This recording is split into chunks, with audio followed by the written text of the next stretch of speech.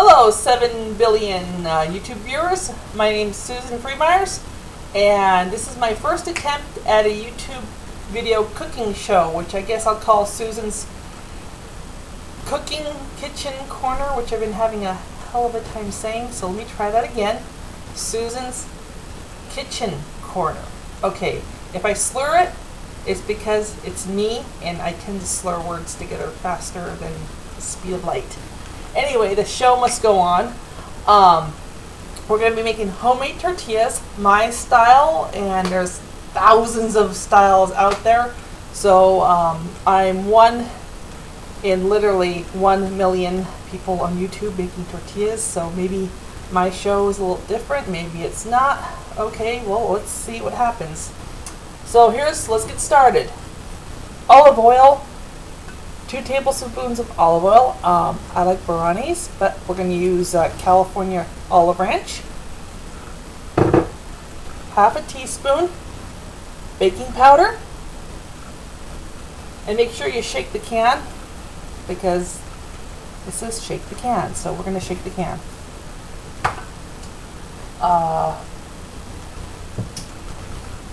Flour, so milk, and we need a bowl.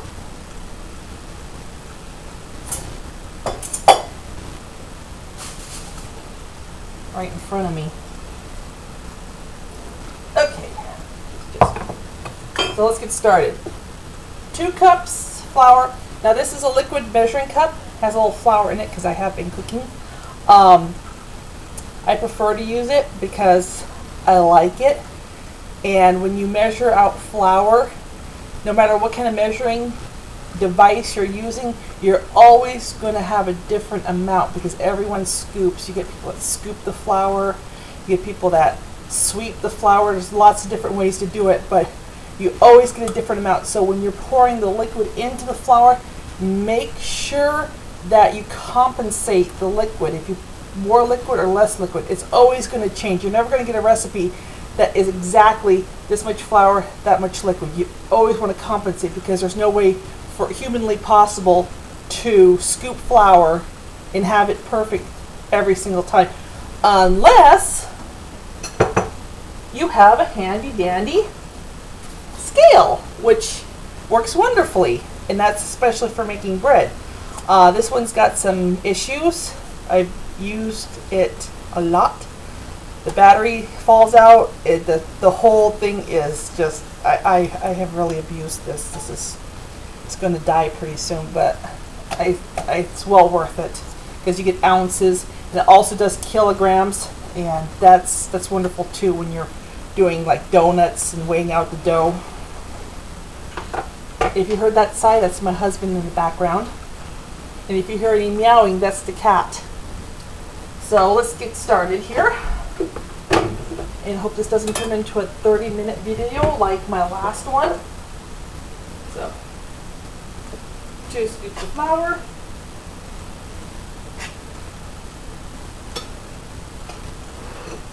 there we go, into the bowl. And let me turn the computer so it's a little bit, there we go. You see what I'm doing? And now a little bit of water in there. We're going to use 7 ounces of milk. So then that's what the scale comes in for. So put your scale down, so if you have a scale. If you don't have a scale, just use your liquid measuring cup, and that's pretty explanatory. On the side of the cup you'll see ounces on the cup, and it's right between the 8 and the 4. And just just put it in. It doesn't have to be absolutely perfect. Just a little cup. Okay.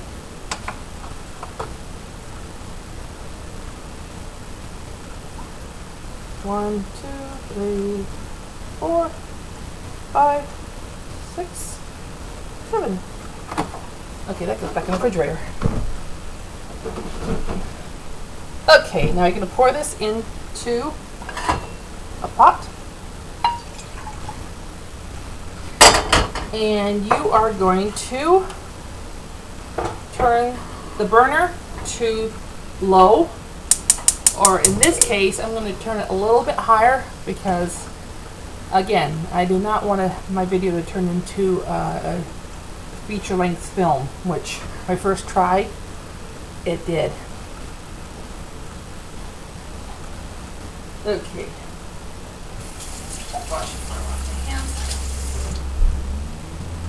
Let that warm up. And yes, I am sticking my finger in it. That's how you gauge when it's ready. And while we're at it, let's not forget to add the teaspoon of baking powder. Now,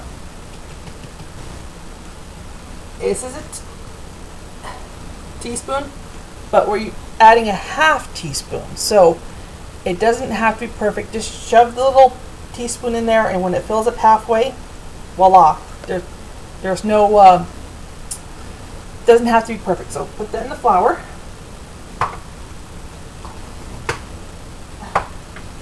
Get a whisk. Now if you see a pile of dishes, well, you can't really see it, but if you see a pile of dishes behind me periodically, that's because I hand wash all my dishes. I don't like putting them in the dishwasher. I'm not a dishwasher kind of person. It's like, why wash your dishes twice when you can wash them once? But then again, that's my opinion. So, and try to keep the flour in the bowl. That's the main part. Okay, swish that around. Check your milk. Perfect. Warm to the touch. Okay. Get your little, or not so little, tablespoon. Open your olive oil. Now what you're going to do, you can see it right here.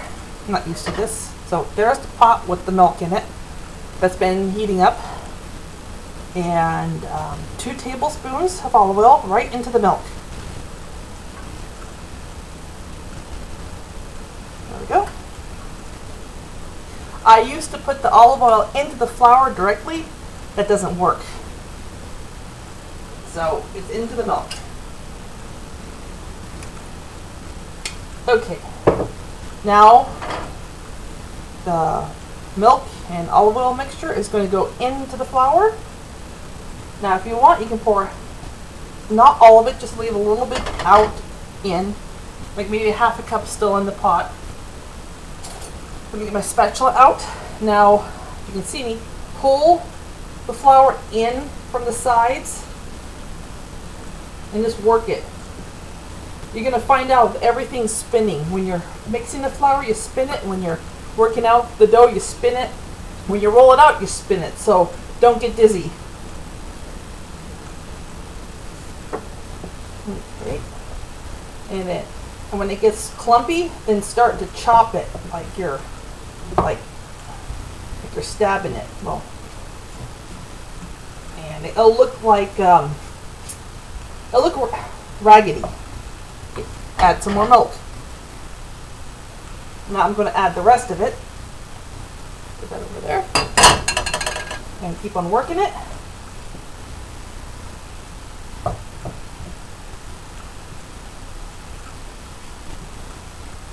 No, I don't have any close-ups. I can't, don't have like a little helicopter flying around me.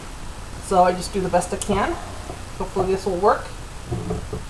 Okay, now it's becoming a doughy mass of tortilla mixture. Okay, so scrape your spatula off. You can see this spatula has been used. I have, see the, it's got some history on it. I abuse my I really abuse my utensils. Okay, that way. Okay, get some flour out of the flour with your hand. Sprinkle it on top, maybe 2 handfuls, little handfuls, like that. And then what I like to do, make a fist, get mad, get angry, and push down on it. Just all down, and then what you want to do is you reach under and pull it up, down. So you're folding on itself. And just keep on adding flour as you need it. Now this one's a little bit wet, so I'm going to add a little bit more flour.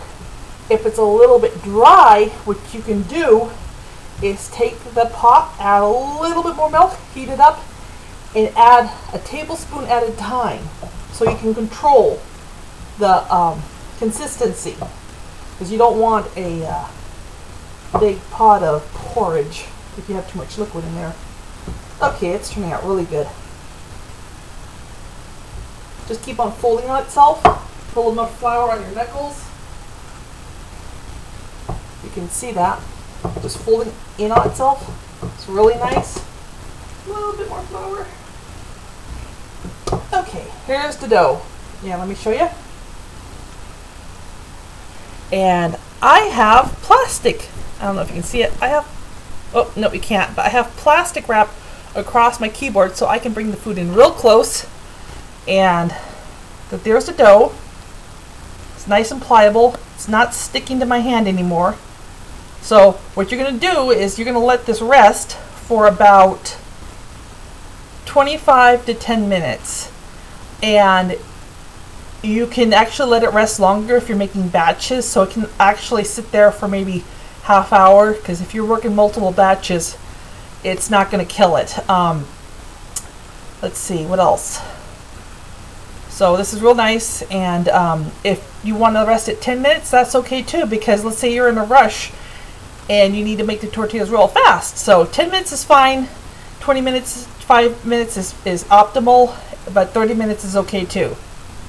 So put it back in the bowl and get a little lid.